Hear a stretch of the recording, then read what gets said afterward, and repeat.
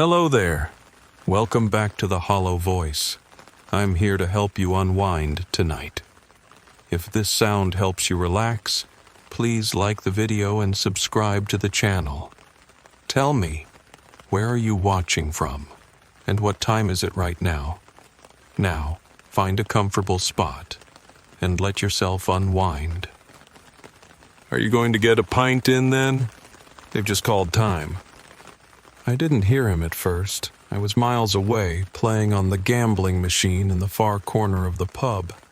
It caught my eye as I was leaving the toilets. I always did have a soft spot for them.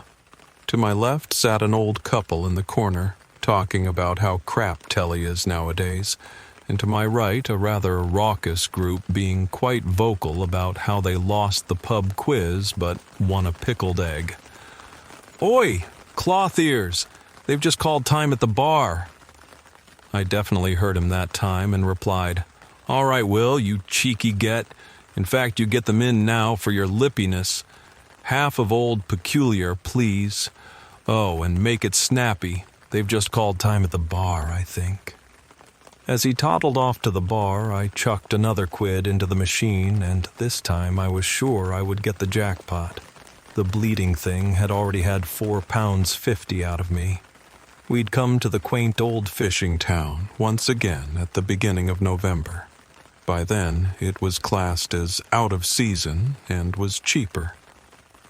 Besides that, there's always something much more magical about strolling down the old cobbled street on a crisp night before slipping into one of the historical public houses with a roaring fire and many a rosy-cheeked reveler.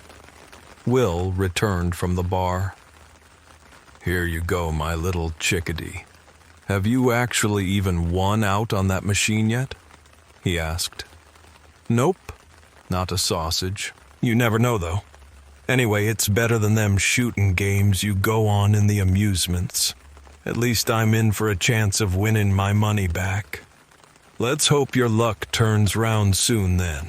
Old Peculiar is off. Got you IPA."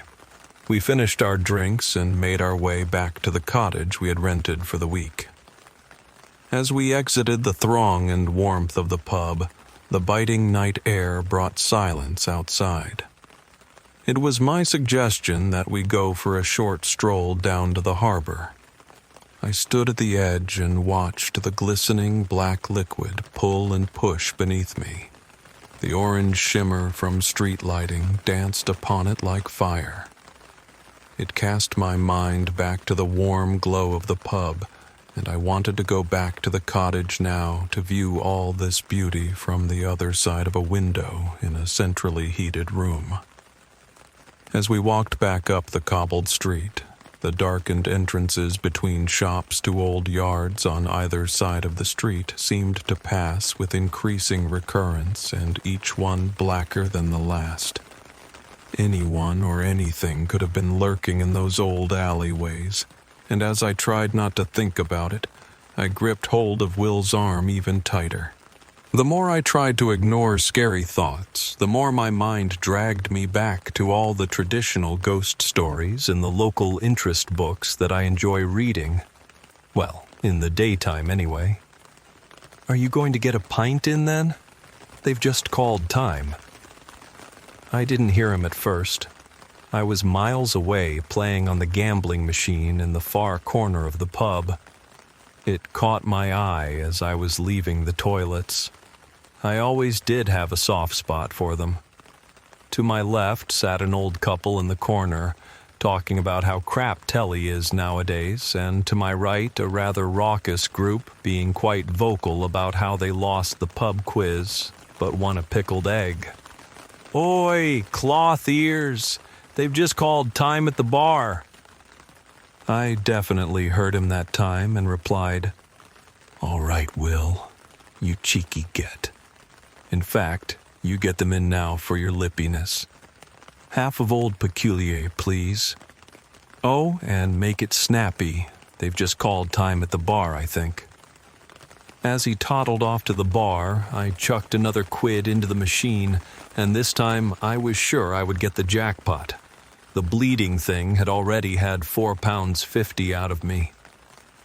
We'd come to the quaint old fishing town once again at the beginning of November. By then, it was classed as out of season and was cheaper. Besides that, there's always something much more magical about strolling down the old cobbled street on a crisp night before slipping into one of the historical public houses with a roaring fire and many a rosy-cheeked reveler.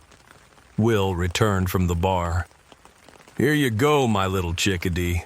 Have you actually even won out on that machine yet?" he asked. "Nope, not a sausage. You never know, though. Anyway, it's better than them shooting games you go on in the amusements. At least I'm in for a chance of winning my money back. Let's hope your luck turns round soon then. Old Peculiar is off. Got you IPA." We finished our drinks and made our way back to the cottage we had rented for the week. As we exited the throng and warmth of the pub, the biting night air brought silence outside. It was my suggestion that we go for a short stroll down to the harbor. I stood at the edge and watched the glistening black liquid pull and push beneath me. The orange shimmer from street lighting danced upon it like fire. It cast my mind back to the warm glow of the pub, and I wanted to go back to the cottage now to view all this beauty from the other side of a window in a centrally heated room. As we walked back up the cobbled street, the darkened entrances between shops to old yards on either side of the street seemed to pass with increasing recurrence, and each one blacker than the last. Anyone or anything could have been lurking in those old alleyways, and as I tried not to think about it, I gripped hold of Will's arm even tighter. The more I tried to ignore scary thoughts, the more my mind dragged me back to all the traditional ghost stories in the local interest books that I enjoy reading, well, in the daytime anyway. We passed the bottom of some steps that led up a cliff to a churchyard above, and I looked up expecting to see the silhouette of a gloomy figure high up on the cliff gazing down at me. There was, of course, no one there, at least no one I could see. I was freaking myself out now, although I never mentioned any of this to Will. All the time he was just rambling about how he wanted to inquire about a sea fishing trip tomorrow, which I think he got in his head from seeing a bloke in the pub that resembled a stereotypical fisherman. Further up the street we strode without incident, past the old smokehouse on the right-hand side and straight to our cottage. Thank God. It was warm within and my legs ached from the cold outside. It was decided that tea and toast was in order. As Will went upstairs to put those ridiculous superhero lounge pants on, I filled the kettle and set it boiling. As it rumbled and gurgled away, I stood there in a daydream thinking about the places and people we'd seen today. "Please, help us." I heard it clearly, and yet, as faint as a gentle breeze, the whisper seemed to drift lightly through my mind. It felt like more of a thought than a sound, and it scared me. I darted to the kitchen entrance and shouted, "Will! Where are you?" "I'm still upstairs. Can't a lad have a dump in peace?" Charming, I thought. I had to go sleep next to that room soon. The pig. "Okay, just checking. Kettle's nearly boiled." The whisper surely must have been my imagination. I read somewhere that the human mind naturally tries to recognize something familiar out of disorder. The noise of the kettle must have caused me to hear a voice. It must have. Deciding to ditch the toast, I hastily mashed the 2 mugs of tea, turned off the kitchen light, and danced out of the kitchen as if the darkness was something that could be evaded. Arriving upstairs, I vowed never to return to the kitchen until the morning. Will came back downstairs and we watched a bit of inane late-night television while we finished off our tea. All the while, "Please help us," played again and again in my mind. I couldn't stop thinking about it. We finished our drinks and headed off to bed. It had been a long day, and I'd hoped for a good night's sleep. This never seemed to happen until the last night of the holiday, though. I awoke suddenly, as I had done the previous night. My mouth was dry and rough, and I needed a drink of water. It must be the alcohol, I told myself. That and the fact of getting used to a different bed in different surroundings. I looked at my phone. The instant brightness seemed to sting my eyes. It read 0234.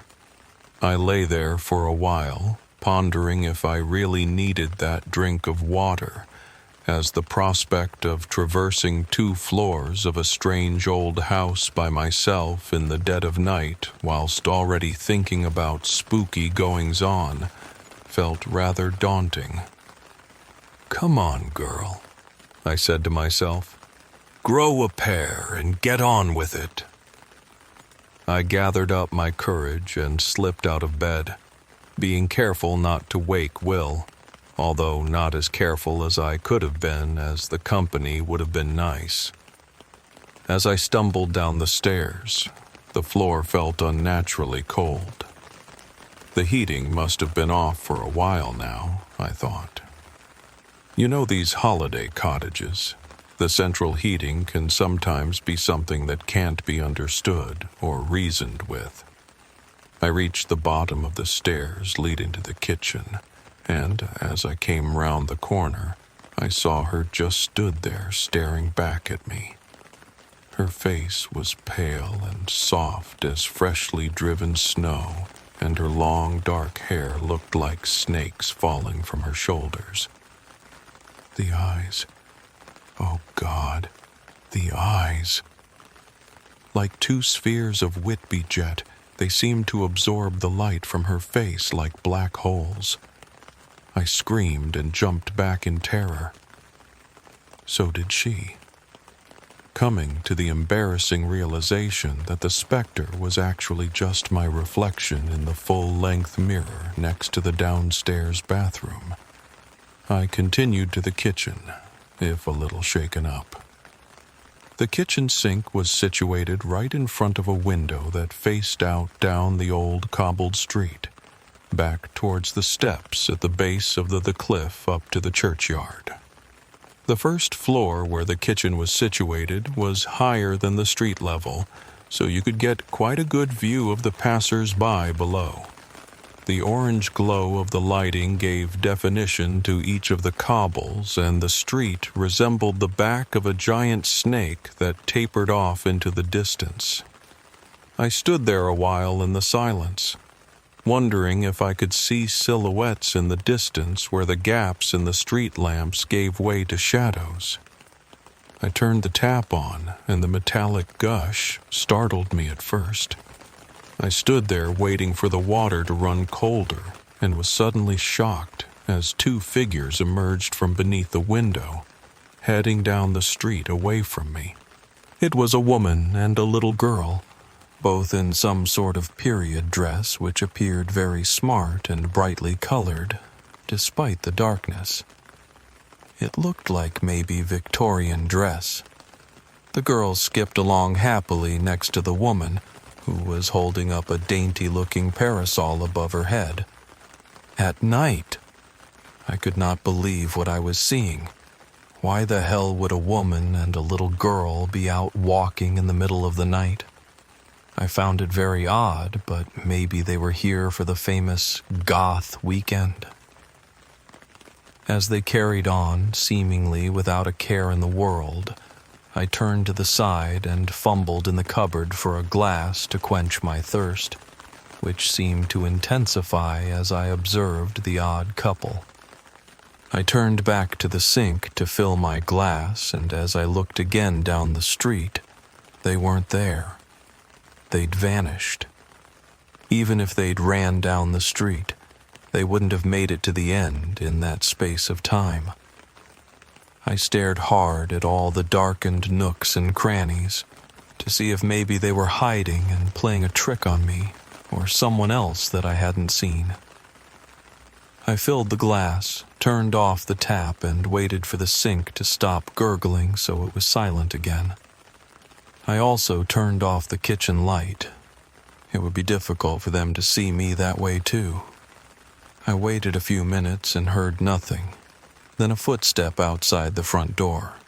I was sure it was a footstep. The front door was located just outside the kitchen entrance. Then I heard a little girl's voice, not clear enough to make out the words. Again I heard the voice, "Please." The rest was hard to make out. Please. Something us. Please help us. Please help us. They must be in trouble. I unlocked the door, my heart pounding in my chest. I opened it, and there they both stood, the woman and the young girl. They both looked terrible, their clothes torn and filthy. What had happened to them in the short space of time I lost eyes on them? Then I noticed the terribly gruesome bruises the woman had around her neck. The young girl had cuts to her arm, and a small trickle of blood came from her right ear, like some sort of sick jewelry. "Oh my God, are you both okay?" I squealed. The girl gripped my arm. The flesh of her hand felt cold and clammy. "Please, help us," she said in a croaky, almost ethereal voice. The woman began to weep gently, and as I turned to comfort her, the girl ran past me into the cottage. I turned and shouted, "Hey! Hang on a sec!" But her diminutive figure didn't stop as she disappeared up the stairs to the living room. I decided that I should probably let them both in then and at least make a hot drink and call the police. I turned back to the woman to find nothing. She had vanished.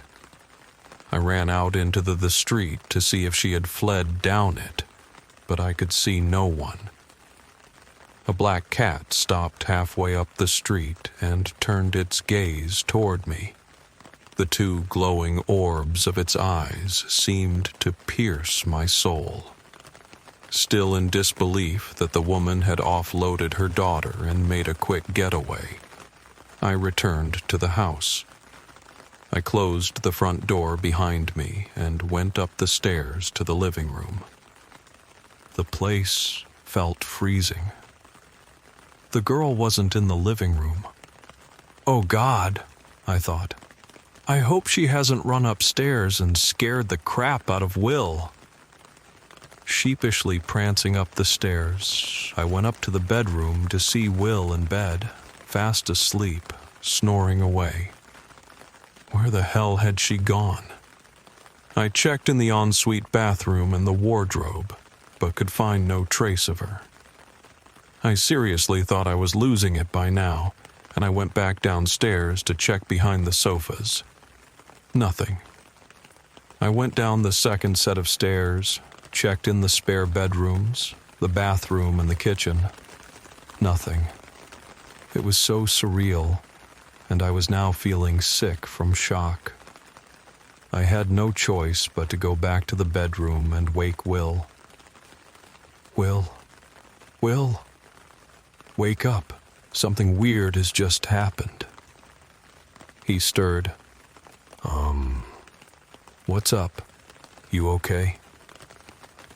No, I'm not." The tears came flooding.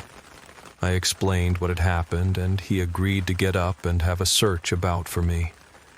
I knew he thought I had lost the plot. I could see it all over his face. After looking all around the cottage, and even out on the street, we found nothing. We went back inside and had a mug of tea and a chat about what happened.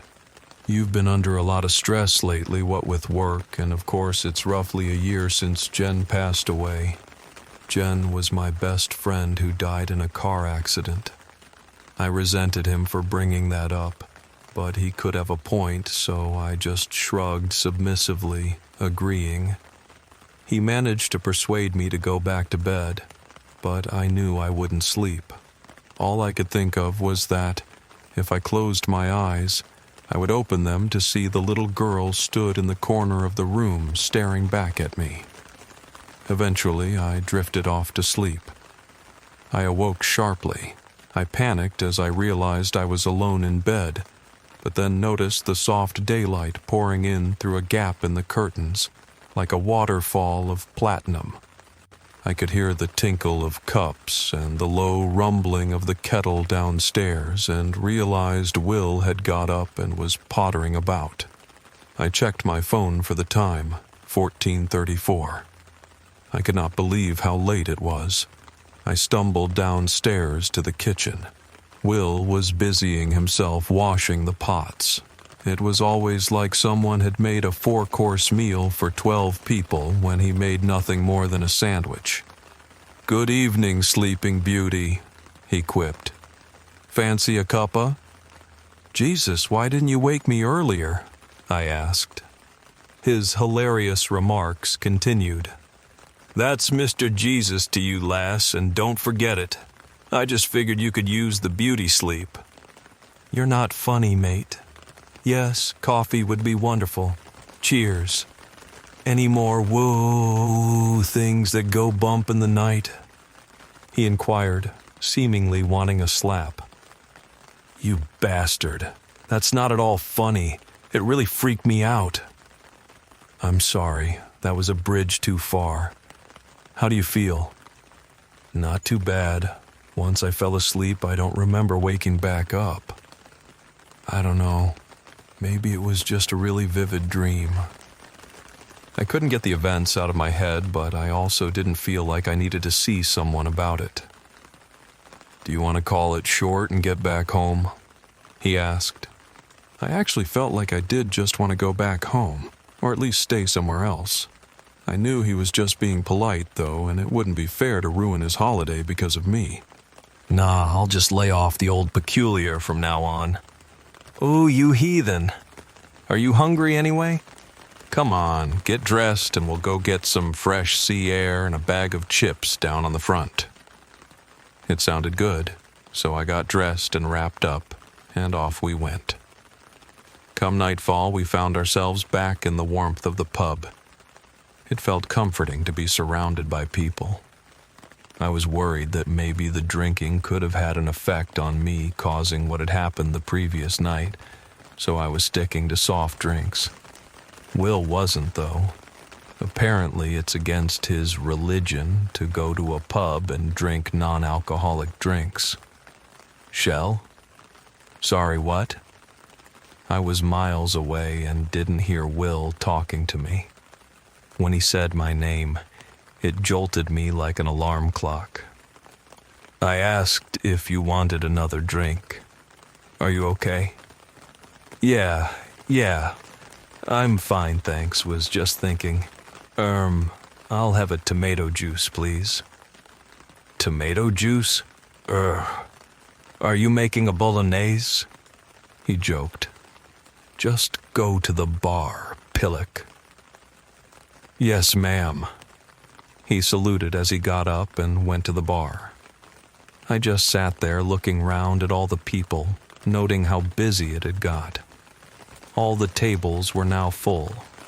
Groups of men stood about holding their pint glasses up to their chests like microphones, each group seeming to take it in turns to laugh at the top of their voices.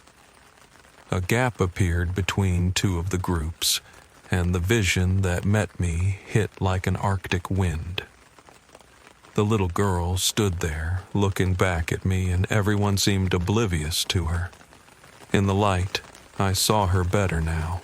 Her clothes were muddy from head to toe, and the color made a stark contrast to her pale, almost gray face. I blinked, and she was gone again. I jumped up and made my way to where I saw her, but I couldn't see her anywhere. Could she have gone outside? I went to the door. "Shell?" I heard Will call to me from the bar, but I continued outside into the street. It was dark, cold, and there was nobody around, save for a young couple further down the street. "Shell, you all right?" Will had followed me outside. "I saw her again," I explained. "Who?" he asked. "The little girl. She was right there in the pub. I'm sure I saw her."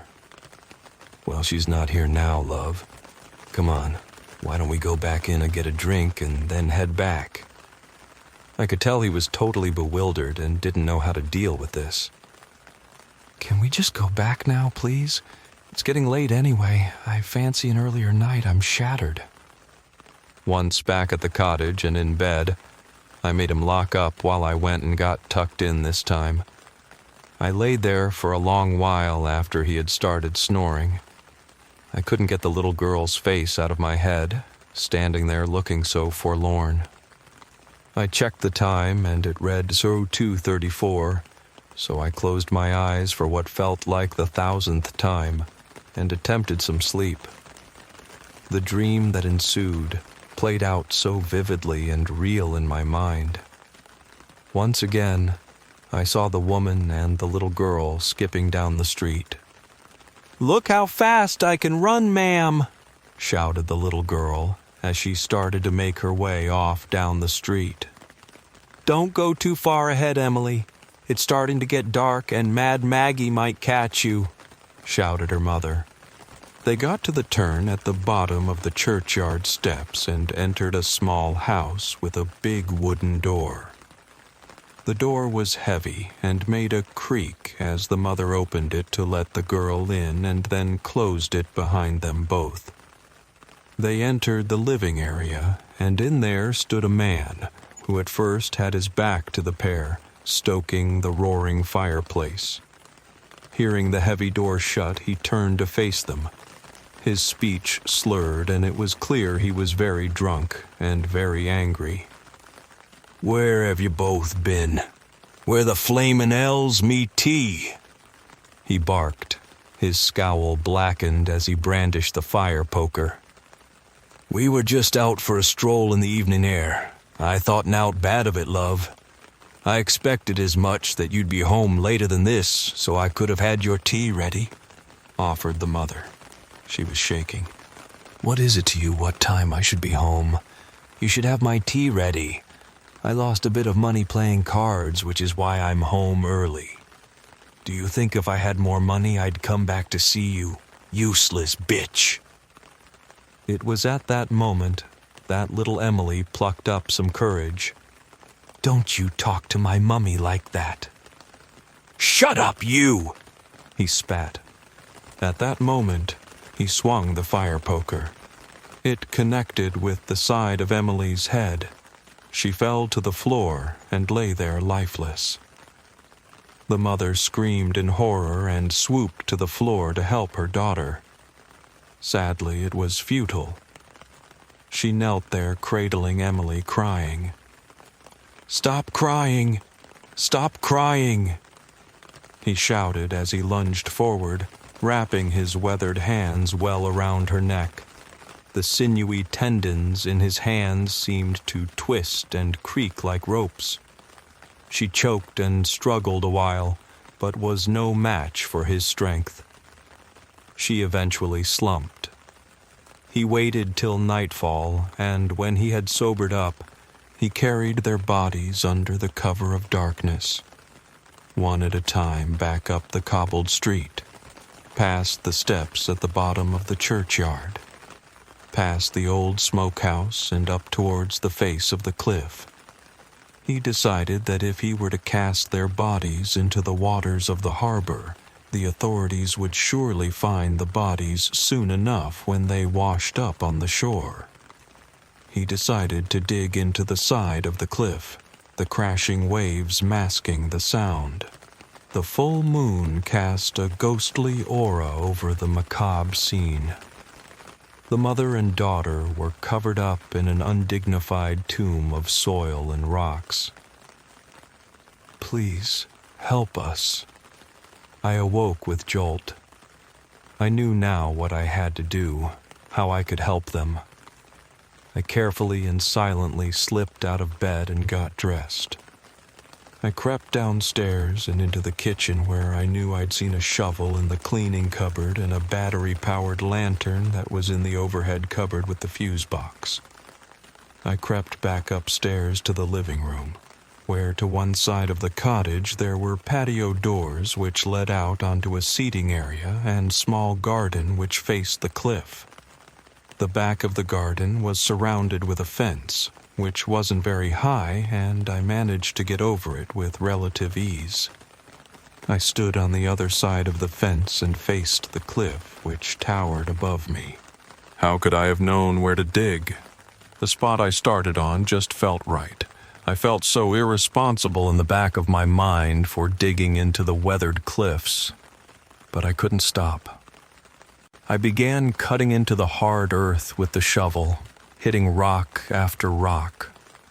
My hands and arms ached so bad after an hour, but I just couldn't stop. Not now. Then, suddenly, something caught my eye in a shovel full of soil. I sifted through the damp, heavy material and found a ring.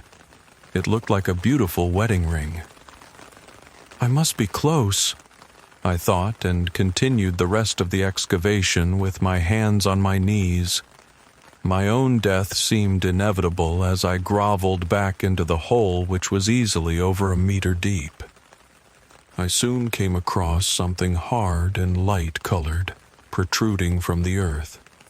It was a small human skull with a large crack on the right-hand side of it. Digging further, I uncovered larger bones and a matching skull. I had found them. Maybe now they could find peace in death and be granted a proper burial. I clambered back to my feet, and brushing the muddy earth away from my clothes, something caught my eye down onto the old cobbled street. Emily and her mother were there. They both seemed to glow and appeared so radiant and happy, as though they were superimposed upon the orange-lit street. They both smiled at me, waving. "Thank you," shouted Emily, her voice clear now and filled with joy, as a child's voice should be. They both turned and moved off down the street.